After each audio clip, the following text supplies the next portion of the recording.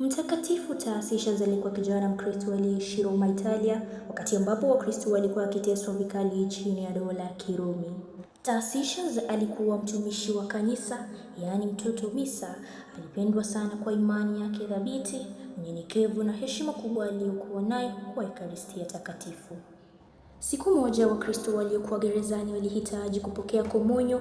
Taasisha alijitolea kubeba Ekaristia kwa siri ili kuwapelekea wafungwa hao. Alificha Ekaristi kifuani mwake na kuanza safari.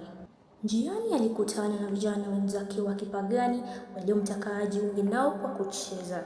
Walipogundua kuwa alikuwa amebeba kitu cha thamani, walitaka akionyeshe. Taasisha alikataa kabisa, akiilinda Ekaristia mwilini mwake, na kwa hasira walimshambulia na kumpiga vibaya. Hata katika maumivu makali hakukubali Ekaristia ichukuliwe au kudhalilishwa.